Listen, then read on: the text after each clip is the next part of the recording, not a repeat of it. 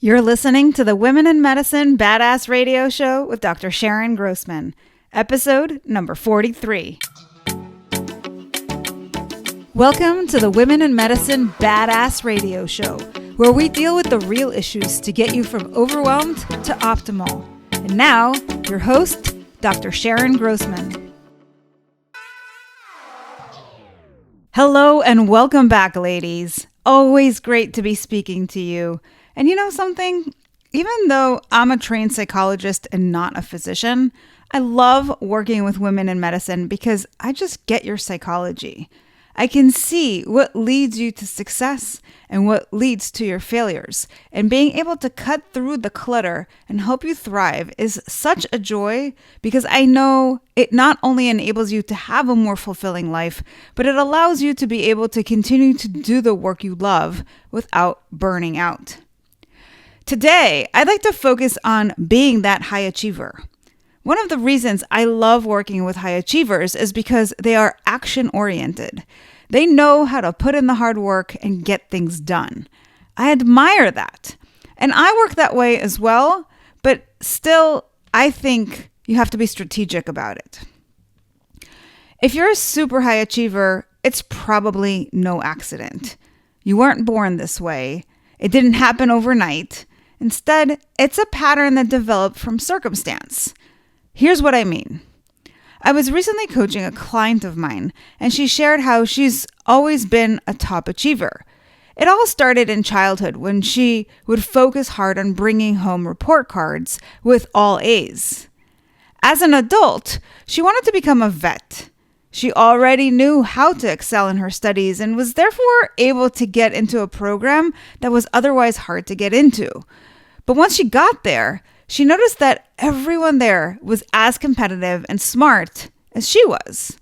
It's what Malcolm Gladwell talks about in one of his books, the difference between being a big fish in a small pond, which is why some people choose to stay top of their class and attend a smaller college, and being a small fish in a big pond. The latter is where you have to work even harder to keep up, and it's the path that leads some folks to burn out. So why do we strive so hard? What's really in it for us? Considering the extra work, effort, and sacrifices we have to make, there better be a good reason for going the extra mile. If you haven't figured it out yet, the motivation here lies in getting attention. When you're that kid bringing home good grades, you hope your parents will approve and have something positive to say. You might long for this, especially if your parents tend to be very critical normally, if they are neglectful in some way, or if they're so busy with your siblings, work, or other circumstances that they don't dote on you enough. It becomes your strategy.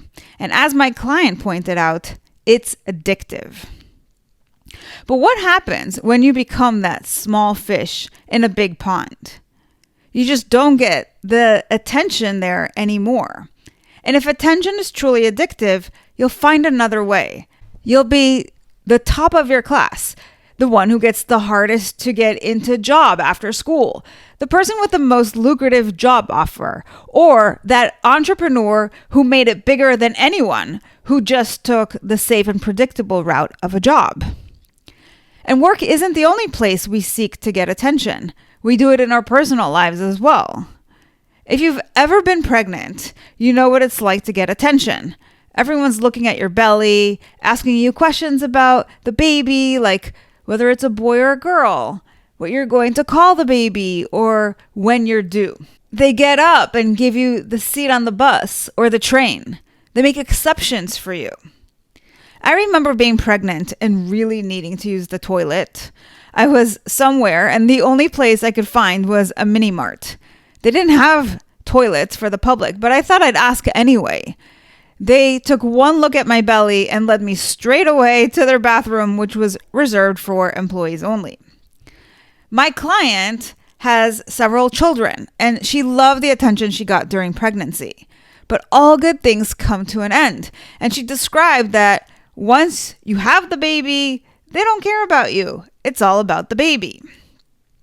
One thing we can see by this example is that attention is transient.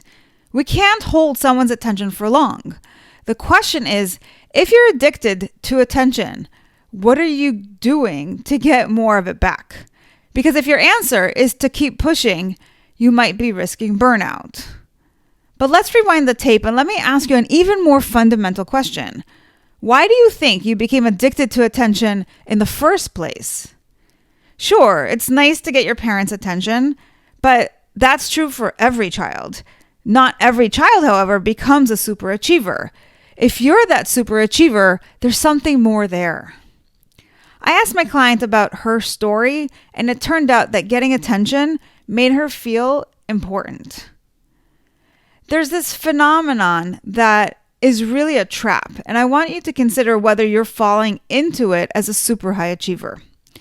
There's this phenomenon whereby you have a limiting belief and you want to prove it wrong. So you look for situations that fit your belief and you live out these scenarios with the notion that you'll change the ending. If you're that kid with a belief that you're not important, then by getting straight A's, you're trying to prove that you are important. There's a hope that maybe this time mom and dad will finally notice me. Maybe now they'll see that I'm worth spending time with or praising. I know I deserve to be noticed, but because they aren't noticing me, I get into action mode. I need to do more, be more, prove more. This is where it all begins. This is where we start focusing on doing with a belief that being is not enough. Are you someone who tries to be indispensable at work? Do you go above and beyond to prove your importance?